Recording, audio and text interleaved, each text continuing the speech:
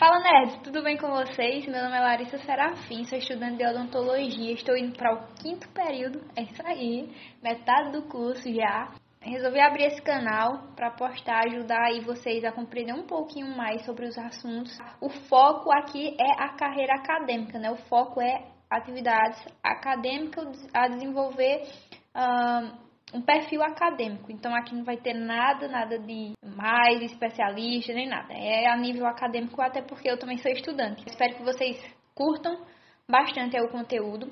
Antes da gente começar, gostaria que vocês compartilhassem com a galera que também está precisando compreender um pouquinho da endo. Gostaria também de pedir que vocês se inscrevessem aqui no canal para me ajudar a crescer. Deixar seu like também é muito importante, tá bom? Então, sem mais enrolação, vamos para a anatomia interna aí dos nossos dentes, tá bom? Primeiro de tudo, pessoal, a gente precisa entender que no nosso dente existe uma cavidade e essa cavidade ela vai alojar um tecido, né? Que é a nossa polpa. Então, a cavidade pulpar, olha aqui nessa imagem que eu trouxe aqui para vocês, ela é da internet, eu peguei ela do site Lemos.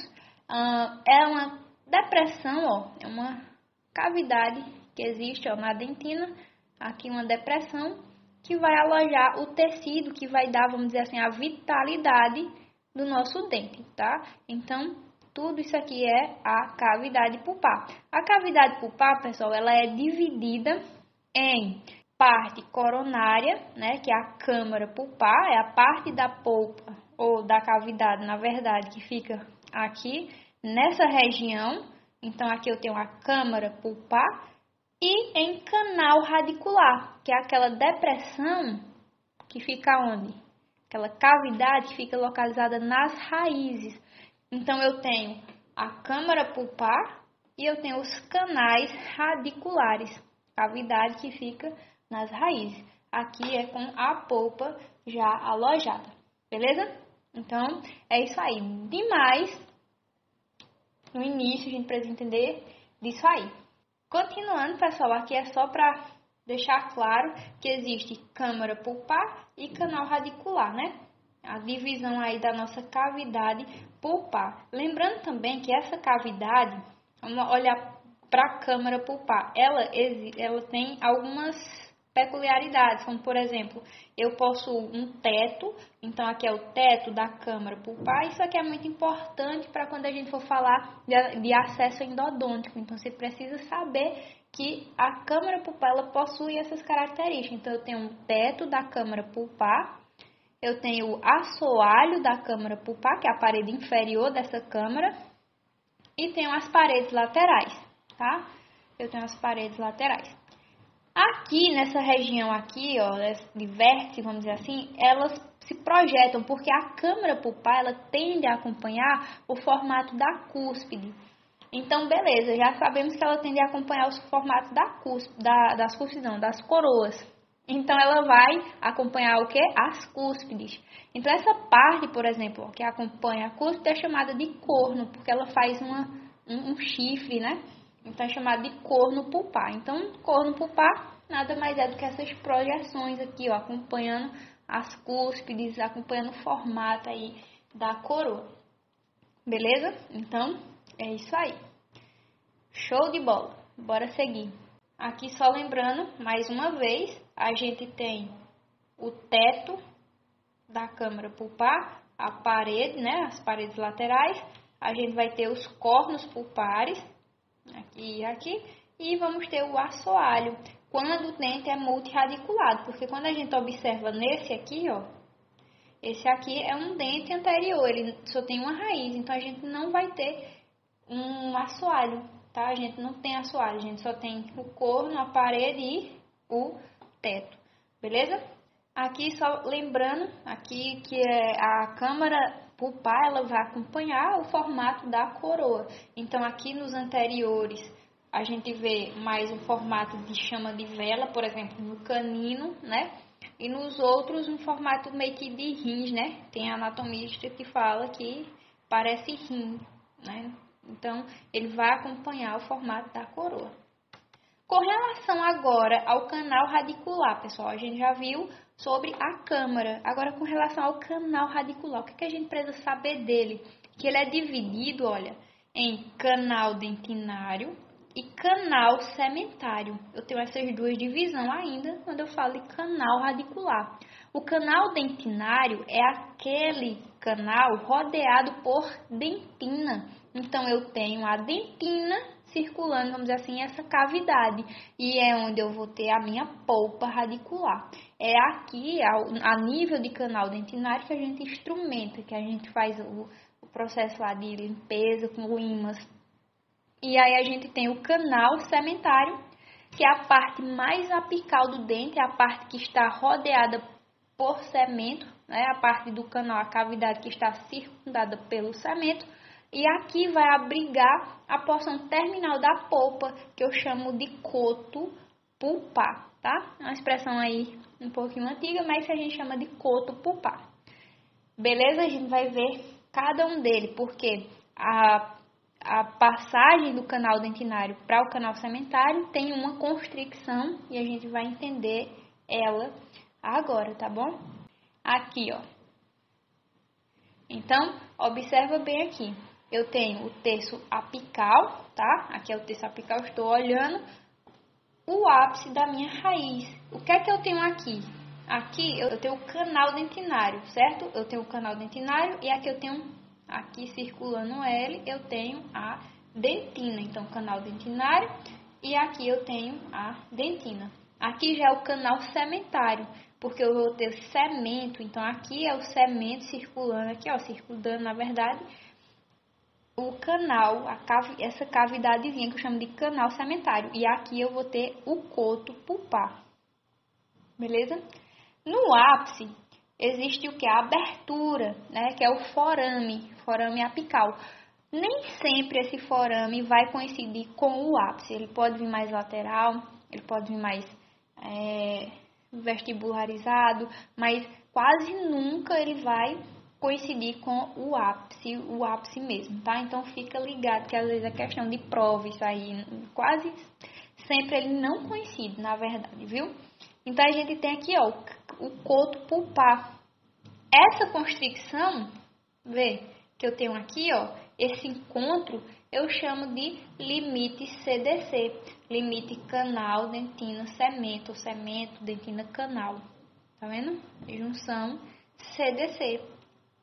Essa constricção aqui é a passagem, é o encontro, né, do canal dentinário, canal sementário, certinho? Vamos lá. E aí, pessoal, com relação aos canais radiculares, é bom lembrar que, por mais que a gente tenha fotos ilustrativas que mostrem apenas um canal, que é o canal principal geralmente, a gente tem um arranjo muito diferente, a gente tem mais ou menos esse arranjo aqui. A gente tem que lembrar que existem várias ramificações, não é somente um canal. Existem vários condutos radiculares, existem vários canais radiculares. Então, por exemplo, existe um que vai sair do assoalho, da cavidade, tá? Que é o interradicular ou cavo, eles recebem nomes. Tem canal que vai ligar canais. Então, por exemplo, esse canal aqui representado pela letra S, que é o intercanal ou interconduto, ele vai ligar o quê? 2 canais, tá? Então, a gente precisa entender que existem várias ramificações, não é só um. Aqui embaixo, nessa região mais apical, a gente chama de zona crítica, várias ramificações. Também a gente chama de delta apical, porque é como se ele formasse um delta aqui.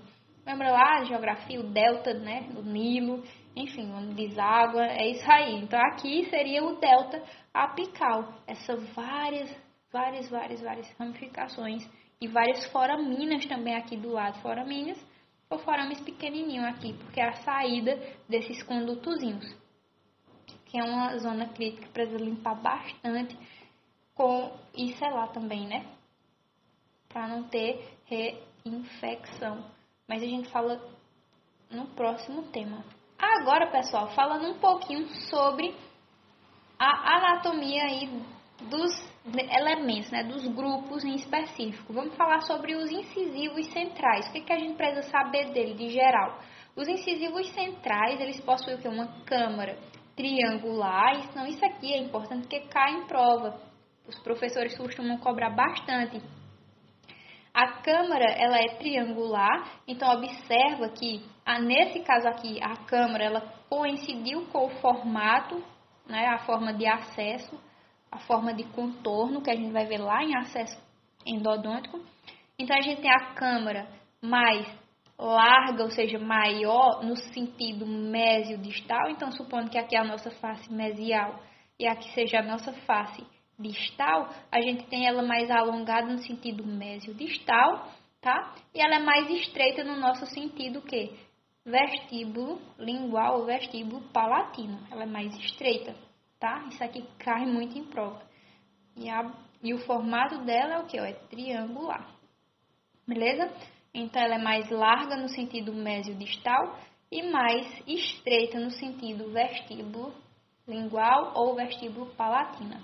Geralmente, a raiz, com relação à raiz, ela é a única, geralmente ela é única, a gente só tem uma raiz, tá? E um canal. Ela tem uma raiz e um canal. Pode vir mais de um canal, Arissa? Pode, porque é a anatomia, as variações, mas no geral é uma raiz e um canal, tá? Possuem achatamento no sentido mesiodistal, então a gente vai ter esse achatamento no sentido mesiodistal, e se esse achatamento ele for muito exacerbado, aí sim pode ocorrer a existência de um segundo canal. O formato dessa raiz ela é cônica triangular, então eu vou ter um formato cônico triangular, principalmente aonde? No terço cervical. O formato das raízes dos dentes eles tendem a mudar de acordo com os terços. Então, aqui no terço cervical eu tenho um terço cônico, um formato cônico triangular. No terço médio eu já vou ter ela mais ovalada. Então, a raiz ela tende a ser mais ovalada no terço médio.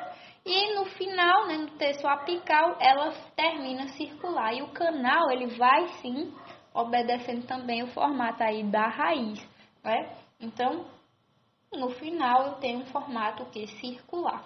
A raiz geralmente ela tende a ser reta e não inclinada, não desviada para um medial ou para distal. Ela tende a ser reta. Vamos embora. Então aqui, pessoal, só explicando melhor, a gente tem um incisivo. Você observa aqui, ó, a câmara dele, mais larga no sentido que mesiodistal, né? E aqui, ó, ela é mais estreita no sentido que vestíbulo, né? Ó, lingual, ela é mais estreita, tá? Aqui nós temos o que? O formato cônico triangular. Aqui já vai ser mais ovalada e aqui acaba sendo circular, tá? E com relação aos incisivos laterais, o que é que a gente precisa saber? Incisivos laterais, eles vão ser bastante semelhantes com os incisivos centrais, só que, obviamente, em menor proporção, porque os incisivos centrais, eles costumam ser maior. Então, em menor proporção, só que os laterais, eles têm sim, aspecto singular, vamos dizer assim. Como, por exemplo, é o dente com maior número de variações anatômicas. Então, quando falar em dentes com maior número de variações anatômicas, dentes que vêm muito fora aí do padrão, os laterais, os incisivos laterais, eles ganham. Como, por exemplo, um dente conoide, né, um dentes invaginados. Então, assim, né, os dentes em dentes aí. Então, incisivos laterais são os dentes com maior número de variações aí anatômicas que se apresentam. A raiz, ela continua sendo cônica triangular no terço cervical, só que olha só, uma peculiaridade dele. A raiz, enquanto que a do incisivo central, ela era reta, ela tende a ser reta, os incisivos laterais, eles tendem a curvar para a distal. Larissa, mas todos os dentes não vai ter essa curvatura para a distal para receber suprimento? Sim, só que a do incisivo lateral é muito, muito mais acentuada, tá? Fazendo com que ele seja um canal, um dente que precisa aí de uma técnica apropriada, né? De limas, tudo direitinho, para não fraturar. Então, curvada para distal e maior número de variações anatômicas. Isso cai muito em prova. Próximo, com relação ao canino, né? O que é que a gente precisa saber do canino, pessoal? Canino é o dente mais robusto que a gente tem, né? Na nossa arcada, um dente longo, robusto. O formato da câmara pulpar aqui já muda, ela tem um formato de chama de vela. Os livros trazem que ela tem um formato de chama de vela ou de lança, né? Então fica aí, ó, uma característica dele. A raiz, ó, é cônica triangular. Você percebe que todos os anteriores vão ter no terço cervical a raiz no formato cônica triangular. Mesmo padrão dos laterais e dos centrais, tá? Aí aqui, ó, é mais volumoso no sentido vestibulolingual, a gente já falou. Pode apresentar curvamento apical paradistal, ele pode apresentar, tá? Um curvamento bem acentuado também paradistal. Beleza? Olha aqui, só mostrando. O terço médio dele, ó, nos incisivos centrais a gente tinha ela realmente ovalada. Então, ó, ovalada, terço médio. Aqui vai ser cônica triangular. E termina aqui, ó, circular. Só que o que é que acontece? Existe um discreto achatamento proximal nesse terço, tá? E esse terço aqui, sendo, vamos supor, um exemplo aqui, né? Achatado, o que é que vai fazer com esse canal? Pode ser que quando ele venha com esse achatamento mesiodistal, forme o canal em forma de fita. Então, esse canal, ele fica em forma de fita. Canais em forma de fita é característica do canino, premolares, tá? E o terço cervical, a gente já falou, cônico triangular, com a base desse triângulo voltada para vestibular. Então, um exemplo, se aqui for vestibular e aqui a lingual, por exemplo, a base dela é voltada para a vestibular. É importante porque cobra muito em prova isso aí, beleza? Então, achatamento mesiodistal. Tudo bem? Anatomia aí dos anteriores.